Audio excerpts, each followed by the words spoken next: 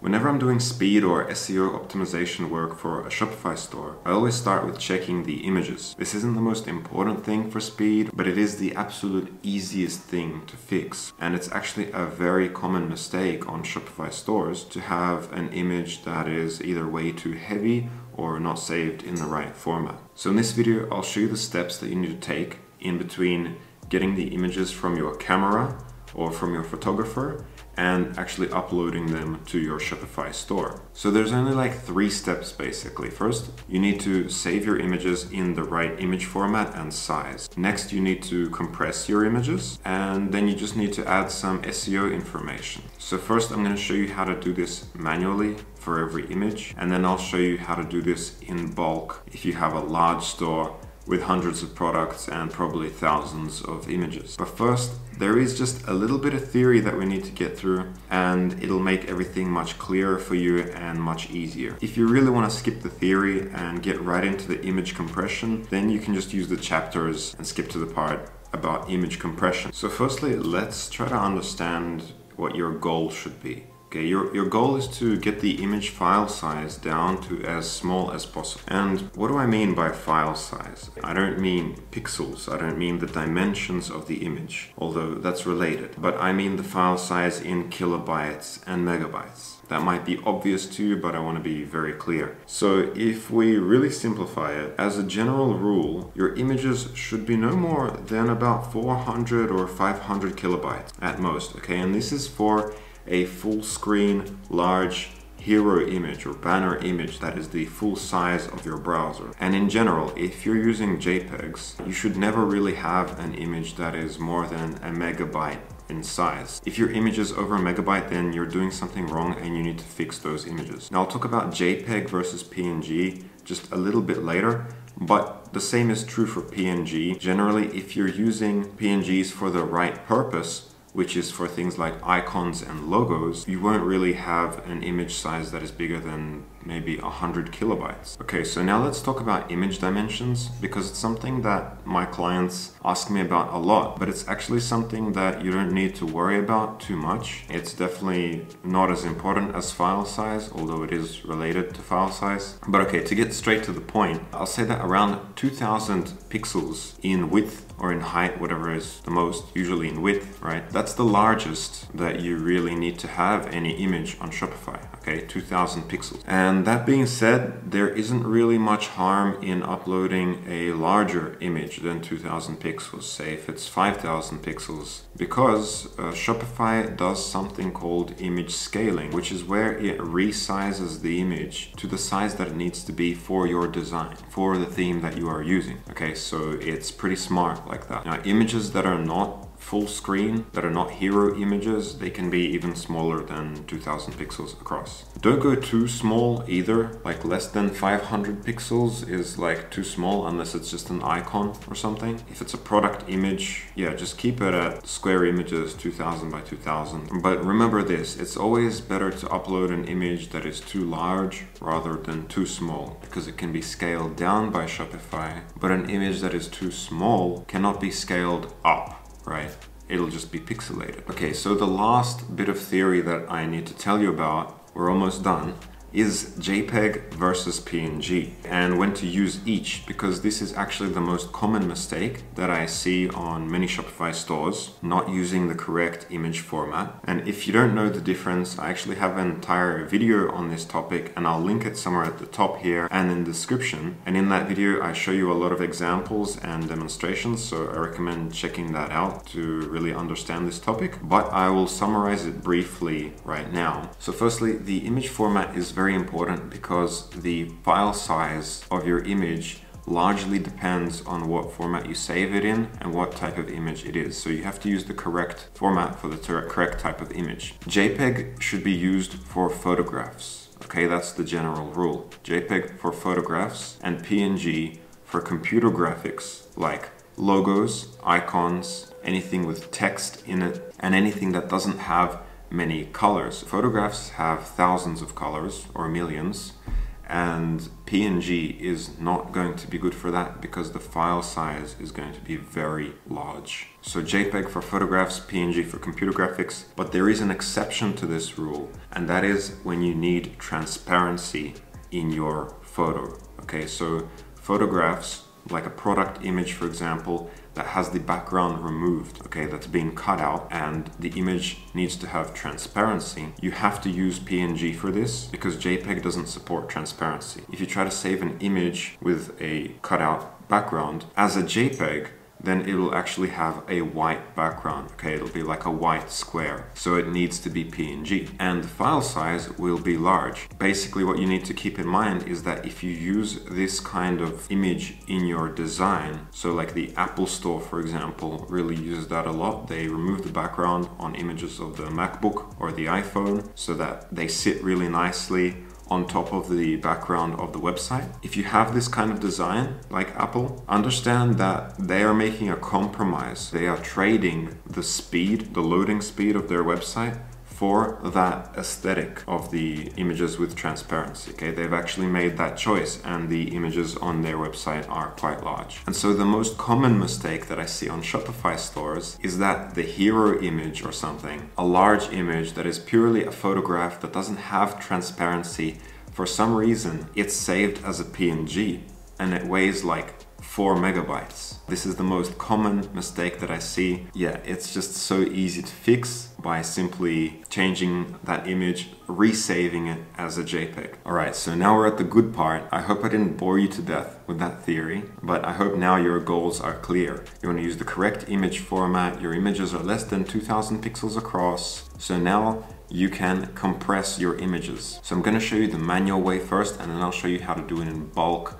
for images that are already on your Shopify store. So I use a tool called Squoosh.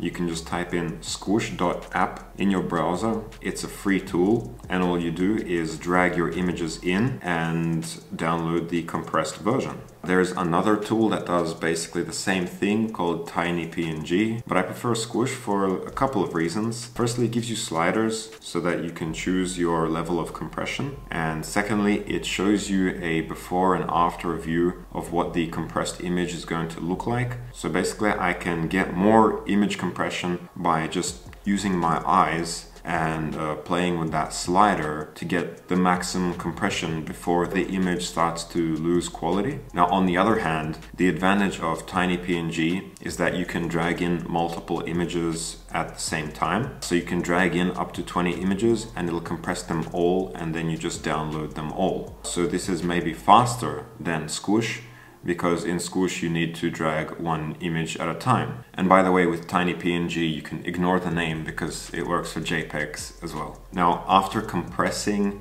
and downloading all of your images, you're going to have to re-upload them to Shopify. Now this involves going into each product in Shopify, uploading the new version, deleting the old version, hitting save, going to the next product. So depending on how many products you have, this might take a lot of time. So I actually recommend using an app called CrushPix. So CrushPix basically works the same way as Squoosh or TinyPNG, except it's a Shopify app. If you want to check it out, you'll find the link in the description below, and I'll be grateful if you use that link if you're planning on using this app. But I'll tell you a bit about it first. So when you install CrushPix, it takes some time analyzing your store, and then it'll tell you how many images you have. It'll actually list them all out. It'll show you the sizes of those images, and then you can tell it to compress all those images. You can also tell it to compress images one by one, or you can do batch compression, and it also has a really nice feature which is automatic compression from now and into the future, so that any images that you upload into Shopify, CrushPix will automatically compress that image, so you don't even have to think about it, which is pretty useful. So if you select a batch compression or an automatic compression, then it'll just start going down the list and compressing each one, and it'll show you the before and after size and the percentage difference, like the amount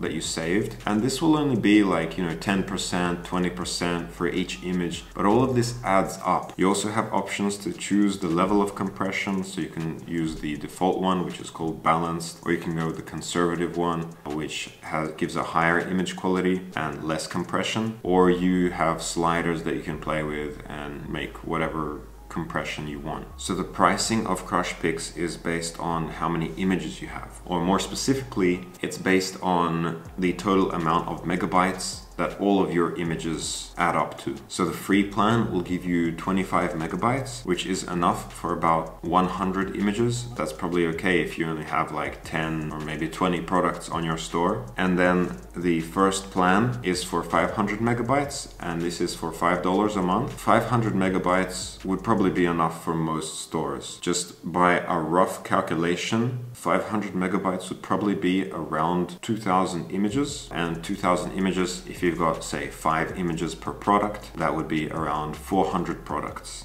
Luckily, you don't have to make any calculations like this because, like I said, it calculates your total image file size and it'll show you how many megabytes you need, and so you'll know what kind of plan you need. On my testing store it says 558 megabytes and I have just over 700 products on this store. Now there is one thing that unfortunately CrushPix does not do, and that is compressing the images that you added through the theme settings. Okay, so CrushPix is for compressing your product images mainly. It also compresses your collection images and also your images that are in the assets folder of your theme, but it cannot compress images that you added through the theme settings. And there isn't any app that can do this because Shopify doesn't give app developers access to that part of Shopify. So images that you add through theme settings, like homepage images, hero images, banners, promotion images, whatever, you're gonna have to compress these manually still using Squoosh or Tiny PNG. Luckily, there shouldn't be that much. So that's all you really need to do regarding image compression. So for SEO, there are just a couple of things that you might want to do. The first is to fill out the alt text for the image. And I know that many of you are already quite familiar with this because it's a very well-known tip, but a lot of people still don't do it simply because it's so time consuming, right? You have to go into each image and update the text, hit save, go into the next image, and it takes a long time to do. And the second thing that you need to do is actually give the image file a meaningful name. And this is actually not very well known, but yes, the image file name does affect SEO. It is important. So don't leave your image names as like image_12345.jpg or whatever format your camera exports them as, right? You actually should update your image names. And what should you update them to?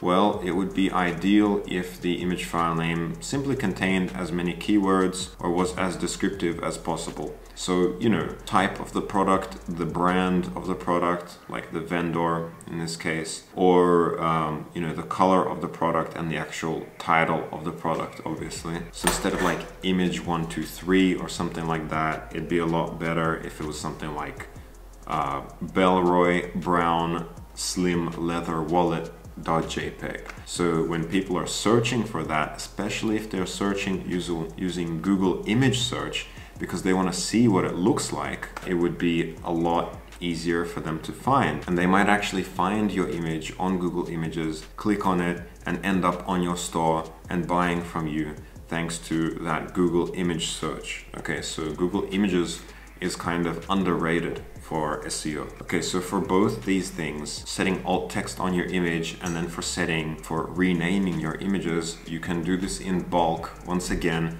with CrushPix. And CrushPix isn't the only app that does this. Okay, there are other apps, mostly apps that are focused on SEO in Shopify, that will add alt text for your images. That's a very common one. Image renaming is a bit less common. CrushPix is pretty useful because it does the image compression and it does the SEO stuff in one app. Okay, so that's why I like it. And how does CrushPix know what text to use? Well, it's pretty smart. It lets you create a template basically out of the various pieces of product information that it has access to. So like the product vendor, the product title, as I was mentioning earlier, you can select which order you want these things to appear. So on my product, it's the product vendor plus the product title, and then it adds a random number onto the end just to make sure that that image file name is unique. And this random number on the end, that's fine for SEO. The most important thing is that your entire image is not randomnumbers.jpg. So once you create this template, you let it run and it'll just bulk rename your images and add alt text according to the template for each image. And that's it. That's all you really need to know about image optimization for Shopify. I'm just going to summarize the steps. Firstly, understand the difference between JPEG and PNG and watch my other video if you don't. Secondly, aim to keep the file size under 500 kilobytes and aim to keep the image dimensions to around 2000 pixels across. Thirdly, either manually compress your images and re-upload them or use CrushPix to bulk compress images that are already on your Shopify store. Then number 4, for SEO, either manually enter alt text and rename all your image files, or do this in bulk using CrushPix or using another Shopify SEO app. And last but not least, subscribe to my channel for more Shopify tips. I hope you found this video helpful. Leave a comment if you have any questions, and I'll see you next time.